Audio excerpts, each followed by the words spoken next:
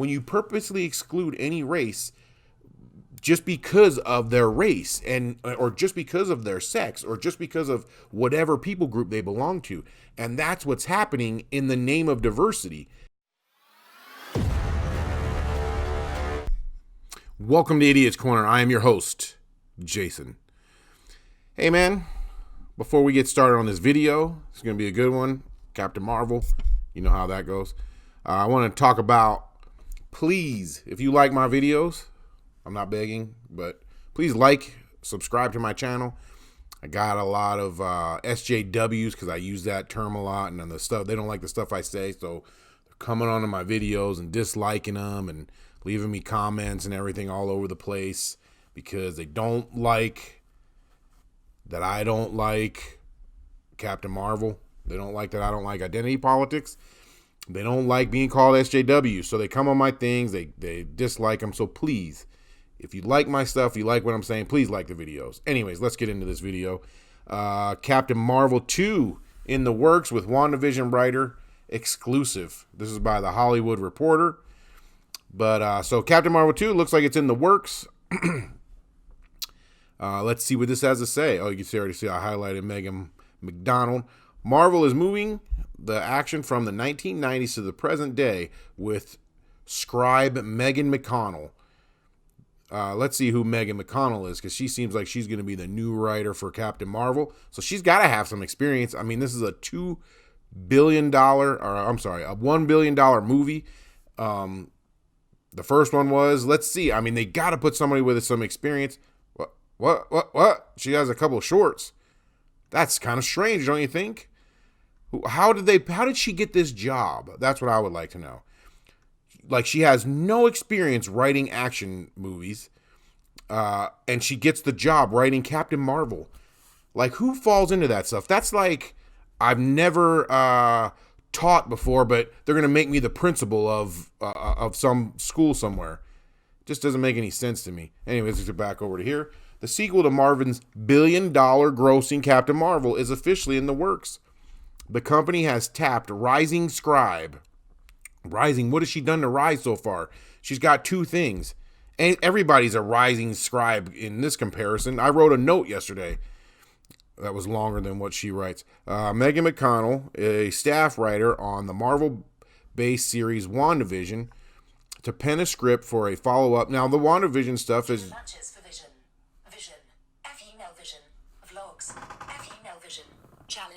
I wasn't talking to you, Siri. Anyways. The company has tapped rising star Megan McConnell as staff writer on the Marvel series WandaVision. We have yet to see how good that is. It's not out yet. So how is she a rising scribe? What if it bombs? They don't even know. To pen a script for the follow-up to the 2019 pick that starred Brie Larson and Samuel L. Jackson. McConnell is final negotiations to seal her deal.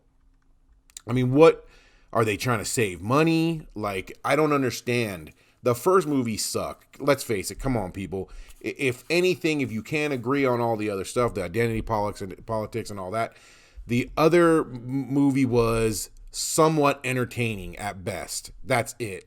It had a lot of stupid plots. It had like plot holes, not stupid plots. It had a lot of stupid plot holes. It had a lot of garbage writing. It was just ridiculous.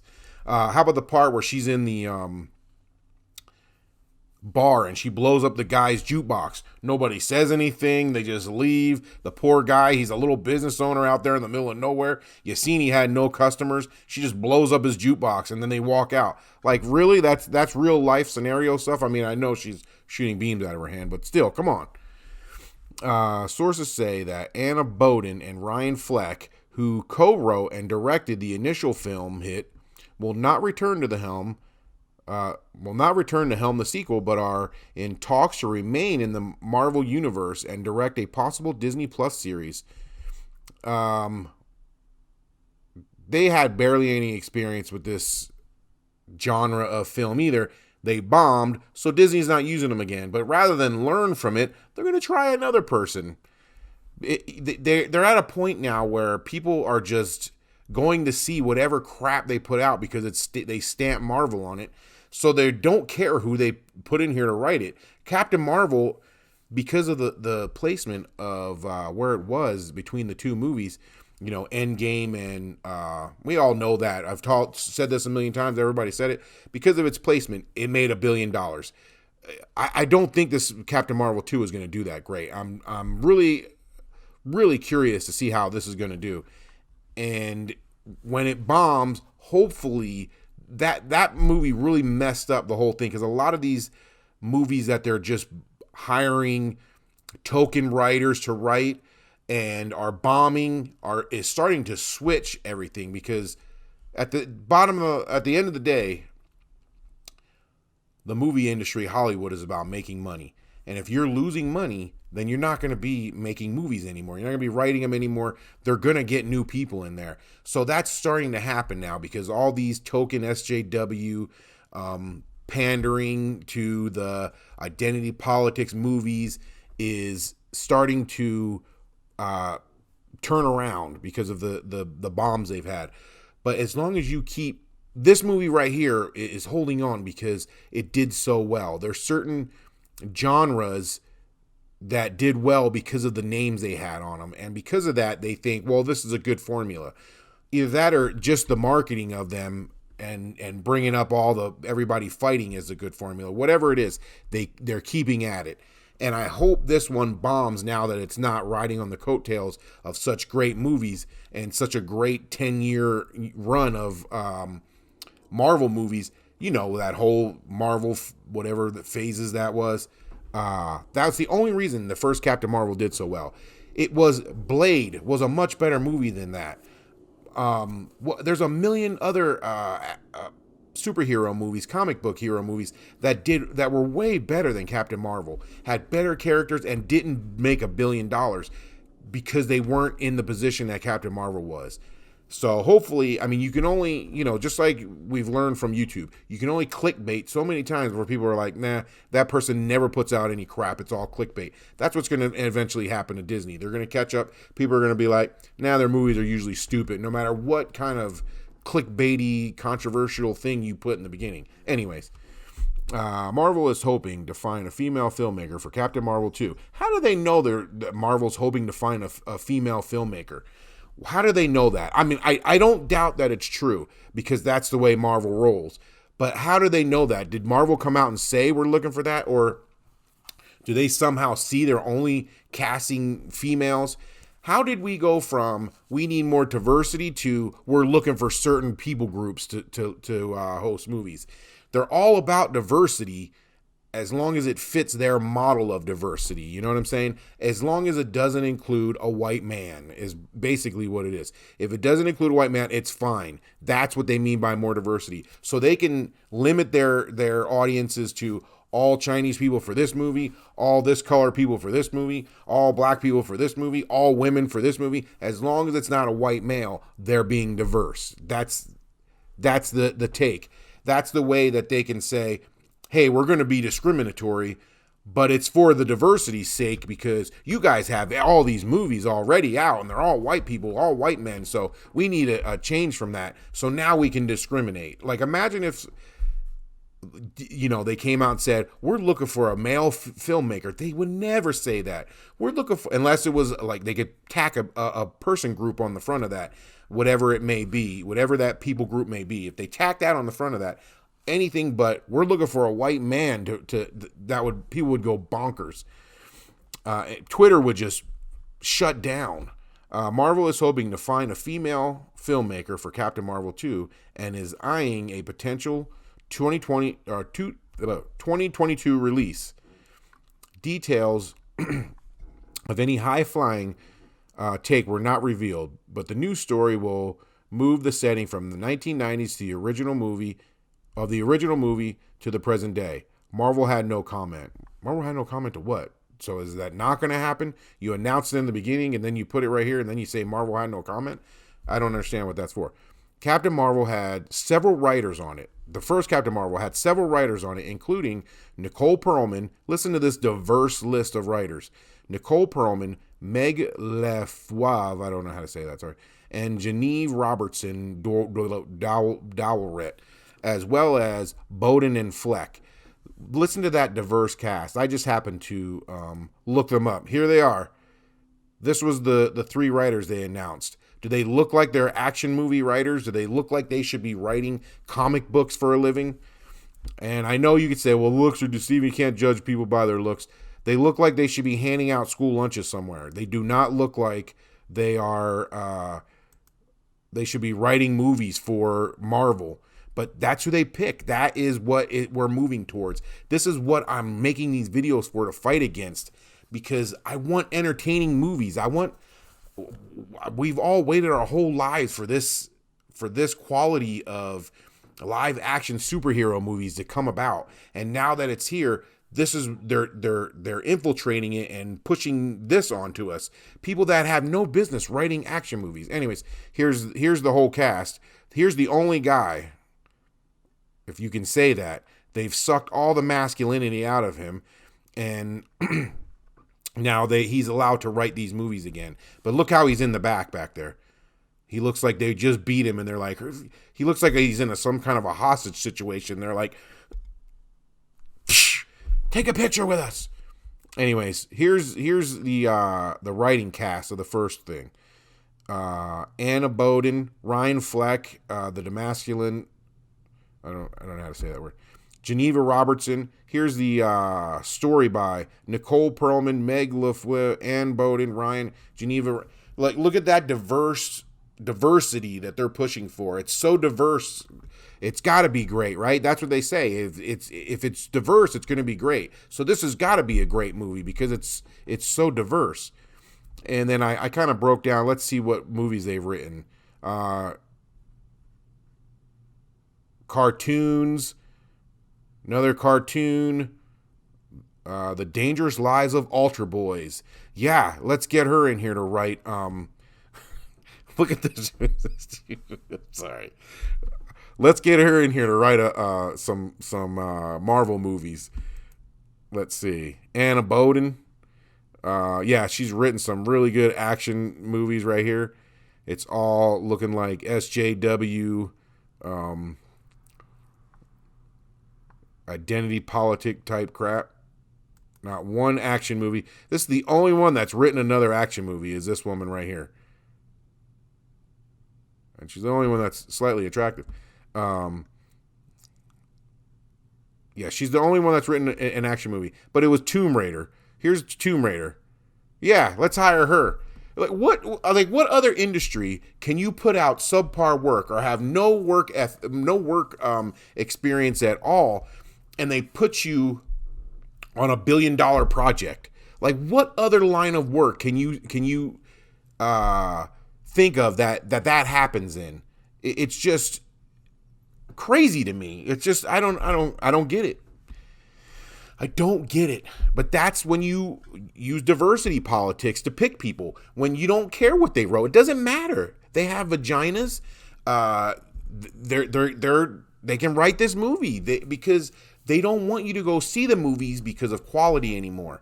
They want you to go see a movie because you support a certain cause, and that's the reason you should be going to see that movie. And that's the reason why when one of their movies fail, they say, oh, you're an ist of this sort. You're an ist of that sort because you didn't come see this movie, so it failed. You didn't support it.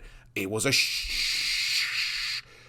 I almost said a bad word. You can't do that on YouTube anymore. It was a crappy movie. We didn't want to see it. So anyways, let's get on with this. Captain Marvel had several writers on it, several diverse writers, including Nicole Perlman, Meg, I already said that.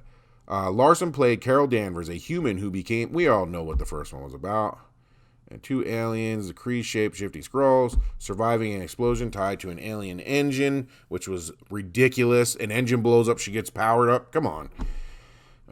Imbued with her incredible power, making her one of the most powerful heroes in the Marvel Cinematic Universe. Something she's proven during her subsequent appearance in 2019 Avengers Endgame. Sorry, I can't barely stomach this. Marvel has been mostly mum on Captain Marvel 2. The Disney division's head, Kevin Feige, did tease it at a San Diego Comic-Con in July during the company's Hall H panel when at the very end of the session he blurted out, "We didn't even mention that we're making a Black Panther 2, and we didn't mention that Guardians of the Galaxy 3 is coming. We didn't even talk about Captain Marvel 2, by the way. I didn't even have time to talk about the Fantastic Four, and there's no time left to talk about mutants." Sorry, that was a mouthful. Captain Marvel was Marvel's first female-centric movie and proved to be an overperformer at the box office.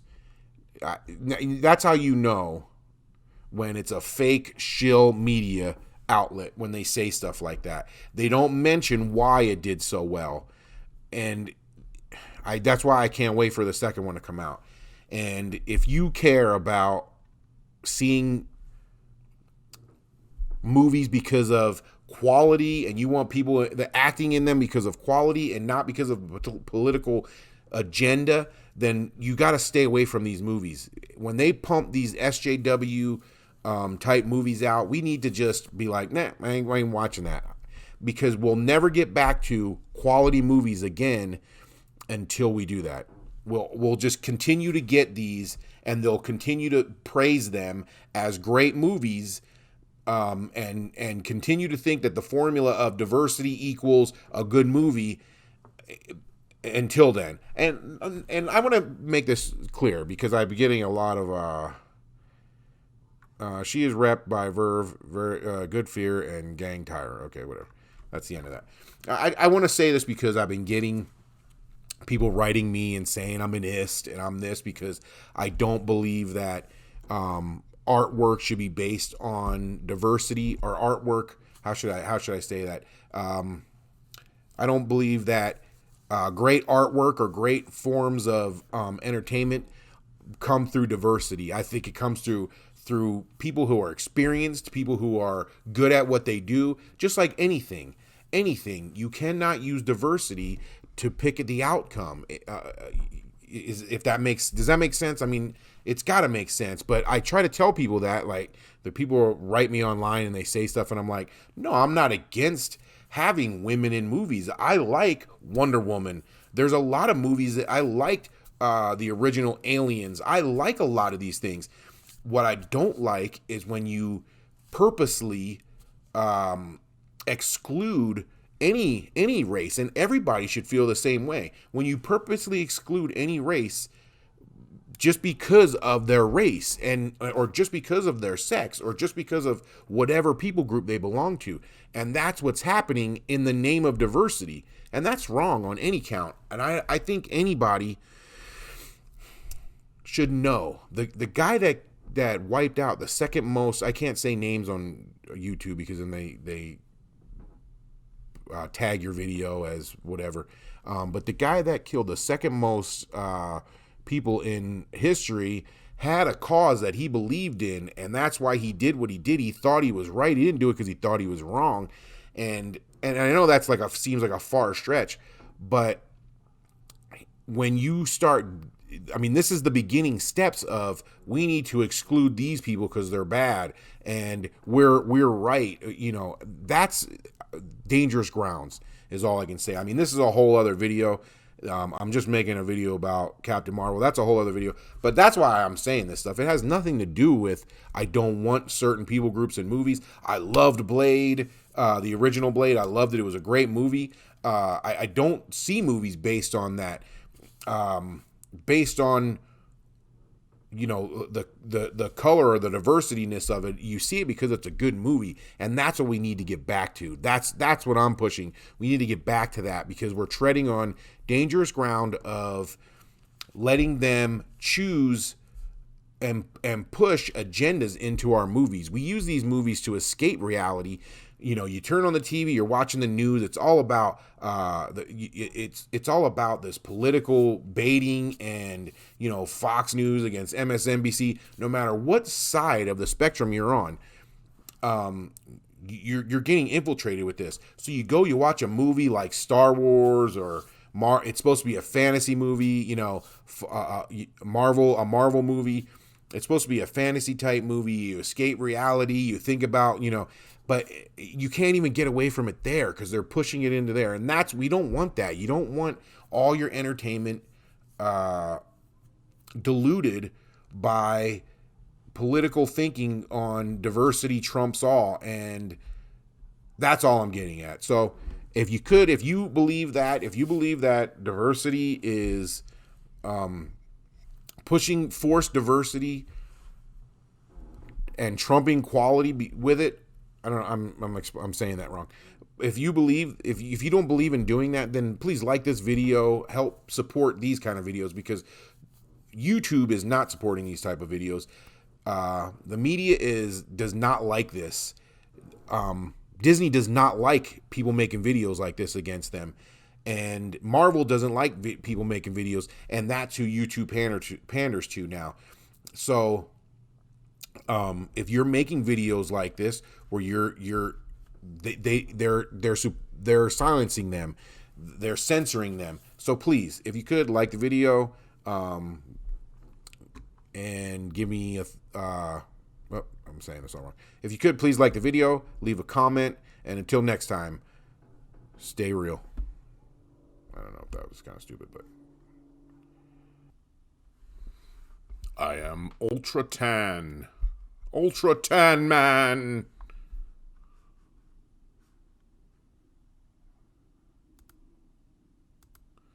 Captain Marvel. This one's for you.